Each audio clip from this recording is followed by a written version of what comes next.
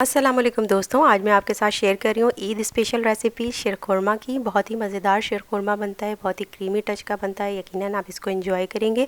तो इसको बनाने के लिए जो हमें इंग्रेडिएंट्स रिक्वायर्ड हैं उसके ऊपर एक नज़र डालते हैं। इसके अंदर हमने फुल फैट मिल्क यूज़ किया है। मैं यहाँ पे हाफ़ लीटर यूज़ करूँगी। कंडेंस मिल्क यूज़ कर रहे हैं, देसी घी, केवड़ा एसेंस, डेसिकेटेड कोकोनट, सैफरन ये ऑप्शनल है, sugar, dry fruits and then सेवइयाँ। और ड्राई फ्रूट्स में मैं यहाँ पे बादाम, पिस्ते और किशमिश ऐड कर रही हूँ। आप अपने हिसाब से इसके अंदर ऐड कर सकते हैं। जो तो अगर आपने इसके अंदर खजूर ऐड करनी है या छुआरे ऐड करने हैं तो वो भी आप इसके अंदर ऐड कर सकते हैं। इसके साथ साथ जो है वो यहाँ पे हमने सबसे पहले एक पैन के अंदर देसी घी डाला है 1 टेबल स्पून के करीब। उसके अलावा 5 से 6 इलायचियाँ लेके उसको खोल के उसके सीड्स मैंने ले लिए हैं, वो मैं इसके अंदर ऐड करूँगी। फ्राई जैसे ही सीड्स होना शुरू हो जाए उसके अंदर हम यहाँ पर सेवइयाँ ऐड कर देंगे और सेवइयों को यहाँ पे हमने हल्का सा फ्राई करना है।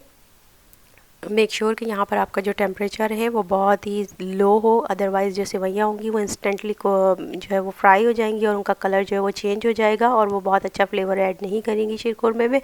तो यहाँ पे मैंने बहुत ही स्लो फ्लेम के ऊपर शीरखुरमे सेवइयों को फ्राई किया है और उसको डिश आउट कर लिया है। एंड देन उसी सेम पैन के अंदर मैं यहाँ पर ड्राई फ्रूट्स ऐड करूँगी। ड्राई फ्रूट्स के में हमने इससे बादाम को स्लाइस कर लिया है, पिस्तों को स्लाइस कर लिया है, रेजिन्स इस पर डाल दिए और डेसिकेटेड कोकोनट यानी पिसा हुआ कोकोनट हम इसके अंदर ऐड कर रहे हैं। हल्का सा टोस्ट करेंगे इसको पैन के अंदर और फिर उसके बाद जो है वो हम इसको डिश आउट कर लेंगे।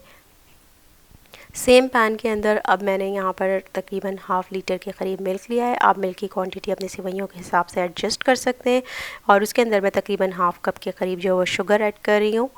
और यहाँ पर मिल्क को हमने हल्का सा बॉईल करना है और जैसे ही हमारा मिल्क जो है वो बॉईल होना शुरू हो जाए, कोशिश करें कि बहुत मीडियम फ्लेम के ऊपर आप इसको बॉईल करें। इससे मिल्क का जो टेक्सचर होता है वो बहुत अच्छा बनता है। इसके साथ मैं यहाँ पर 1 कप के करीब जो है वो कंडेंस मिल्क इसके अंदर ऐड करूँगी। कंडेंस मिल्क से अगर आपके पास खोया है तो वो भी ऐड कर सकते हैं। कंडेंस मिल्क से इसका फ्लेवर बहुत अच्छा हो जाता है। और उसके साथ साथ जो हमने यहाँ पे सेवइयाँ फ्राई की थी वो हम इस मिल्क के अंदर जो है वो ऐड कर देंगे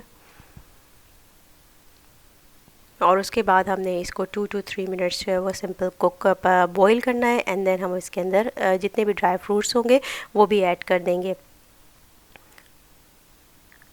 यहाँ पर आप देख सकते हैं कि हमारा मिल्क जो है वो बॉइलिंग उसमें स्टार्ट हो गई है और वो अच्छे से बॉईल हो रहा है। एट दिस स्टेज हमने यहाँ पर इसके अंदर केवड़ा एसेंस ऐड करना है।